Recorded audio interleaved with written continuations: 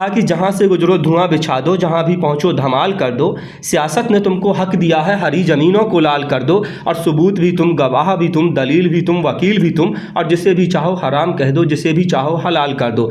तो बीजेपी आज यही काम कर रही है। मुख्यमंत्री से लेकर उप मुख्यमंत्री तक ने जो सफुगा छोड़ा है या जो परेशानियां छोड़ी है, वो एनडीए में बगावत के बू आने शुरू हो गए। विधायक भी गायब होते नजर आ रहे हैं, नेताओं को हाईजैक कर लिया गया है। अब सवाल यही है कि क्या फिर से एक बार बिहार में सरकार गिर जाएगी? क्या नीतीश कुमार इंडिया गठबंधन के साथ चलेंगे? हालांकि बिहार से दिल्ली, दिल्ली से बिहार का जो तमाशा है वो चलना शुरू हो गया है। एनडीए में क्या वाकई में जो आरोप लग रहे हैं या फिर तेजस्वी यादव जो आरोप लगा रहे हैं, क्या वो हकीकत में बदल पाएंगे?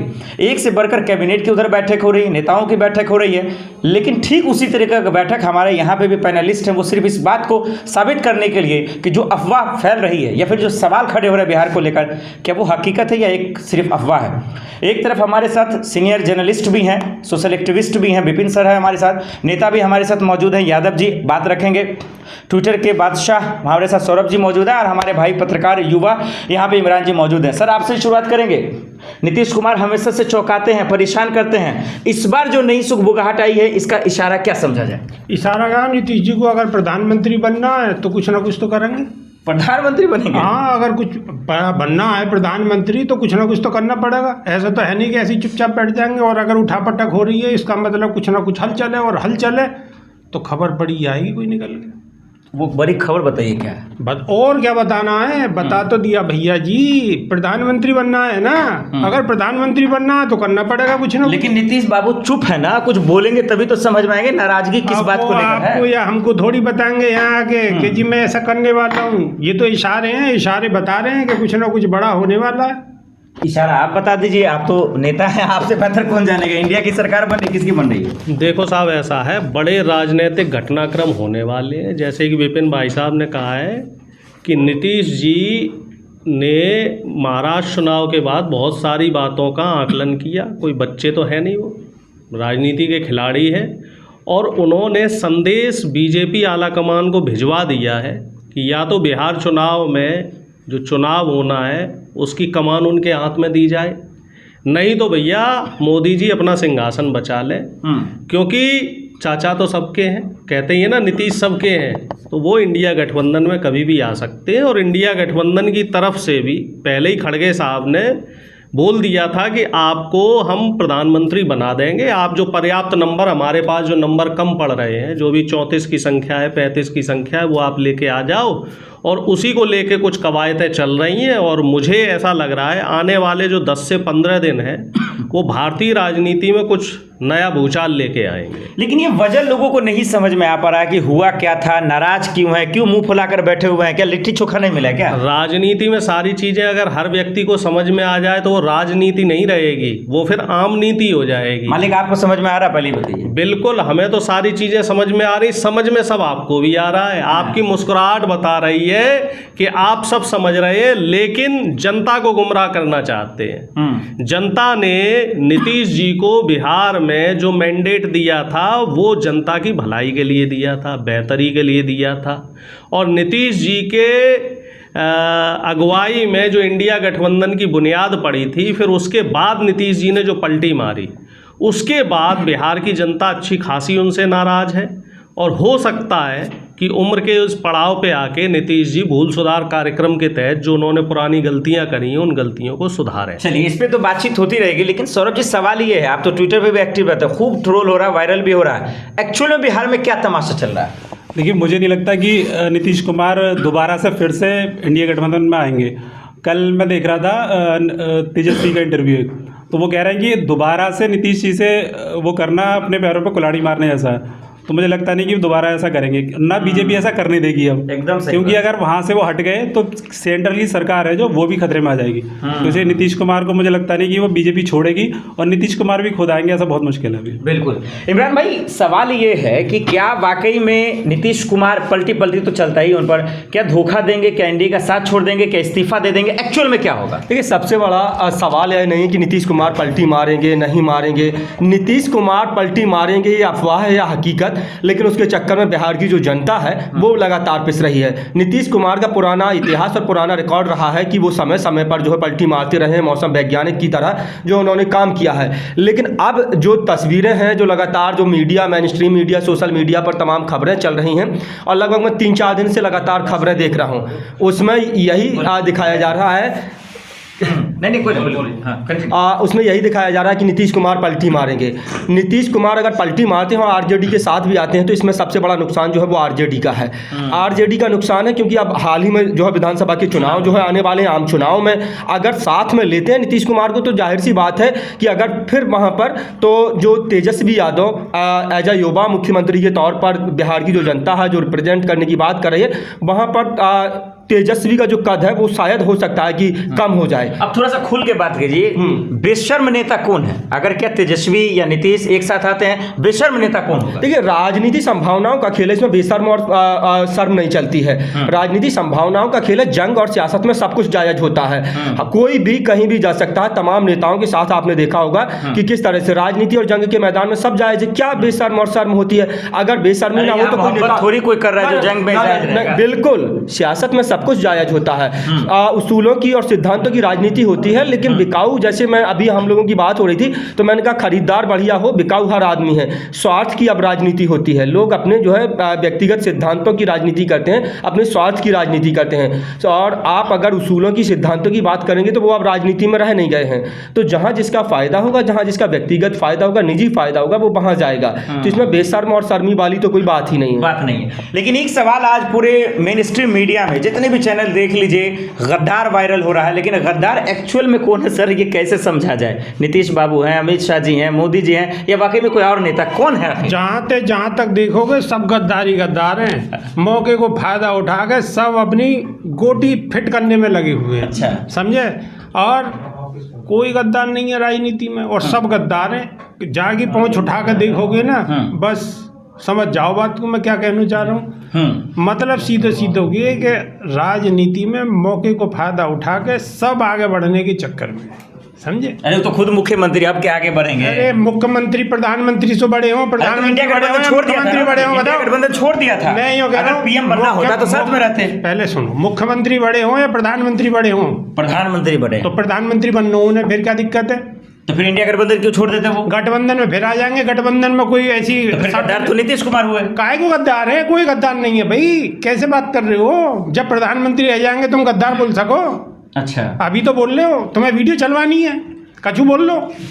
अरे तो फिर जब आरजेडी छोड़ के, महागठबंधन छोड़ के एनडीए में आए थे तब तो गद्दार कह रहे थे। साहब पब्लिक है तो बोलना है, पत्रकार ने तो अपनी वीडियो चलानी है, बोलेंगे ही कछु ना कछु, समझे? लेकिन काहे के गद्दार, काहे की गद्दारी? राजनीति में भैया ने कही ना सब कुछ जायज है, प्रेम में और मोहब्बत में और जंग में और जन काय में पता ना क्या क्या जायज है। आपको भी इंडिया गठबंधन से प्रेम है? हमें तो आपसे भी प्रेम है, जब भी तो हम इंटरव्यू दे रहे हैं। हमसे इश्क है आपको? बिल्कुल प्यार है, इश्क विश्क न जाने, हम तो प्यार जाने, हमें प्यार है। इससे इश्क का फायदा समझ में आ रहा है कि चलिए गद्दी आएगा, हमसे क्या मिलेगा आपको? क्या मिलेगा? आपकी वीडियो चल रही है, हमारा चेहरा चमक रहा, टका टक और क्या चाहिए बताओ? देसी देख, बिगर ब्रेक, बगैर लाग लपेट, बिल्कुल देसी अंदाज में हमारा प्रचार है रो। चलिए, ये अच्छा लगा मुझे। हाँ, कुछ कह रहे हैं? ये गद्दारी और वफादारी का जो सर्टिफिकेट है वो भारतीय जनता पार्टी बांटती है। भारतीय जनता पार्टी की जो आइडियोलॉजी है वो ये है कि अगर कोई पिछड़े वर्ग का नेता, कोई दलित वर्ग का नेता, कोई आदिवासी वर्ग का नेता, कोई माइनॉरिटी का नेता जब इस तरह की बातें जो है राजनीति में करता है, नीतीश कुमार का सम्मान और इज्जत जो है हमेशा तेजस्वी यादव ने की है। उन्होंने हमेशा अपने चाचा के तौर पर, उनको आदर्श के तौर पर तमाम बातें कही हैं। ये दल बदलू या ये तमाम जो बातें हैं, भारतीय जनता पार्टी, एक शेर याद आता है मुझको कि लश्कर भी तुम्हारा, सरदार भी तुम्हारा, और तुम झूठ को सच लिख दो, अखबार भी तुम्हारा, और इस दौर के फरियादी जाएं तो जाएं कहाँ, हुकूमत भी तुम्हारी, दरबार भी तुम्हारा।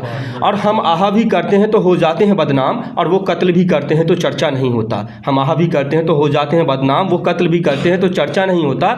और कहा कि जहाँ से गुजरो धुआं बिछा दो, जहाँ भी पहुँचो धमाल कर दो, सियासत ने तुमको हक दिया है, हरी ज़मीनों को लाल कर दो, और सबूत भी तुम, गवाह भी तुम, दलील भी तुम, वकील भी तुम, और जिसे भी चाहो हराम कह दो, जिसे जिसे भी चाहो हलाल कर दो। तो बीजेपी आज यही काम कर रही है। भारतीय जनता पार्टी में जो शामिल हो जाता है, आप बताइए हेमंत बिस्वा शर्मा, जिन पर जो है 1000 करोड़ के घोटाले के जो आरोप लगे। बिल्कुल सही कर रहा आप, आरोप थोड़ा सा वक्त नेता पे ले लें। देखिए लड़ाई जो शुरू हुई है वो तो दर्शकों आपको पता है कि अंबेडकर जी के अपमान की बात आई, अल्लाह ईश्वर का एक गायिका ने जब एक प्रोग्राम में कहा तो वहां तक भी आई, जिससे बीजेपी नेता नाराज हो गए, जय श्री राम के नारे लगाने लगे। तेजस्वी ने एक आरोप लगाया रात के वक्त कि भाई नीतीश कुमार को बीजेपी एनडीए के नेता ने हाईजैक कर लिया है, इसका क्या मतलब समझा जाए? देखो इसमें मैं, चूंकि टॉपिक से थोड़ा हटके चीज़ है, बिहार की राजनीति में पहली बार ऐसा हुआ कि रामधुन गाने पर किसी गायिका को माफ़ी मांगनी पड़ी। बिल्कुल मौका था अटल बिहारी वाजपेयी जी की पुण्यतिथि का, वहाँ पे गायिका को बुलाया गया और उन्होंने जब रामधुन गाई तो बाद में उन्हें माफ़ी मांगनी पड़ी। तो आप इससे अंदाज़ा लगा सकते हैं कि क्या नीतीश कुमार जी खुश हुए होंगे, क्योंकि नीतीश कुमार जी ही उस कार्यक्रम का आयोजन करवा रहे थे। और बीजेपी जिस राह पे अब चल पड़ी है वो रास्ता कहीं ना कहीं गलत दिशा में जा रहा है, और इतनी ज़्यादा जो नेगेटिव पॉलिटिक्स है वो नहीं होनी चाहिए। राजनीति हो बहुत ज़रूरी है, राजनीति होनी चाहिए, राजनीति मुद्दों की होनी चाहिए, राजनीति विचारधारा की होनी चाहिए। राजनीति सिर्फ और सिर्फ विरोध करने के लिए राजनीति ना हो कि इंडिया गठबंधन ने अगर कोई फैसला लिया है या इंडिया गठबंधन की कोई आइडियोलॉजी का नेता है, विदेश में आप जाओगे तो आप कहोगे मैं गांधी की धरती से आया हूँ, मैं बुद्ध की धरती से आया हूँ, मैं अंबेडकर की धरती से आया हूँ, और हमारे देश में आप सावरकर को और गोडसे को पूजोगे, हमारे देश में आप अंबेडकर की मूर्ति को संसद से हटा दोगे, महात्मा गांधी को साइड में कर दोगे, भगत सिंह की जगह आप सावरकर को पूजोगे, और फिर आप उम्मीद करो कि देश की जनता आपको पूजे, देश की जनता आपको सर माथे पे रखे। तो ये साहब पॉसिबल नहीं है, ये मुमकिन नहीं है। और नीतीश कुमार जी को कहीं ना कहीं इस बात का पूरा इल्म हो गया है, पूरा अंदाज़ा हो गया है कि अगर बिहार में वो बीजेपी के साथ रहते हैं तो उनकी लुटिया डूबनी तय है, और शायद इसी वजह से वो पलटी मारना चाह रहे हैं। और एक बात मुझे इमरान जी की बहुत अच्छी लगी, सौरभ जी ने भी जो बात कही है कि तेजस्वी जी अगर इनको अपने साथ लेते हैं तो इसमें कहीं ना कहीं नुकसान तेजस्वी जी की छवि का होगा, क्योंकि इस समय बिहार में साफ तौर पे दो नैरेशन चल रहे हैं। एक नैरेशन जो बीजेपी और नीतीश जी की हार्डकोर पॉलिटिक्स का है, जिसमें ना रोजगार की बात है, ना नौकरियों की बात है, ना युवाओं की बेहतरी की बात है, सिर्फ हिंदू मुस्लिम की बात है। वहीं एक प्रोग्रेसिव राजनीति का ब्रांड एम्बेसडर बन के तेजस्वी यादव सामने आए हैं। तो बिहार की जनता को अब ये तय करना है कि तेजस्वी या बीजेपी की दकियानूसी राजनीति। तो ऐसे में अगर नीतीश जी पलटी मार के इधर आते हैं तो कुछ नुकसान होना लाजमी है। गफलत भाई एक, हाँ वो मैं पूछ भी रहा था सौरभ भाई कि एक जो बीजेपी के, माफ कीजिए, बिहार की सियासत में जो गफलतबाजी हो रही है ये स्पष्ट कैसे हो? जैसे एक अरुण जी ने बताया ना कि तेजस्वी का, कल मैं एक सुन रहा था तो वो तेजस्वी कह रहे थे कि बिहार में हर पार्टी चुनाव लड़ना चाहती है, बिहार में ओवैसी चुनाव लड़ना चाहते हैं, सपा भी लड़ना चाहती है, उन्होंने धीरे धीरे सबके नाम ले दिए। लेकिन हम जो है हम सिर्फ झारखंड और बिहार में लड़ते हैं, तो अगर हम सबको अगर बिहार में चुनाव लड़वाएंगे तो फिर हम कहाँ जाएंगे फिर? तो इसलिए मुझे लगता है कि नीतीश कुमार को वो चाह भी नहीं रहे हैं कि वो वापस आए वो, क्योंकि अगर वो वापस आते तो सीटें उन्हें भी देनी पड़ेंगी कुछ हो। तो इसलिए मुझे लगता है तेजस्वी को दिख रहा है कि बिहार में हमारी ज़मीन अच्छी है तो हम अकेले ही लड़ें तो ज़्यादा ठीक है। वो फिर इतना जब सब कह रहे हैं कि भाई सब चीज़ तस्वीरें साफ हैं तो नीतीश कुमार इस्तीफा दे दे, सीएम कुर्सी छोड़ दे, कुछ तो क्लियर हो, कब तक चलेगा तमाशा? इमरान, देखिए नीतीश कुमार आज जैसे अरुणेश जी ने अभी बताया, नीतीश कुमार जिस टाइप की राजनीति करते हैं वो सेकुलर राजनीति है, शायद सेकुलर राजनीति है। आपने तमाम इफ्तार पार्टियों में देखा होगा, आपने तमाम जगह उनको टोपी लगाए जो है देखा होगा, तो सेकुलर राजनीति करते हैं। लेकिन वो जिस दल के साथ है, एनडीए के साथ है, एनडीए का साफ एजेंडा रहा है। एनडीए जो है वो हार्ड हिंदुत्व की राजनीति करती रही है, हमेशा से उसका एजेंडा साफ रहा है।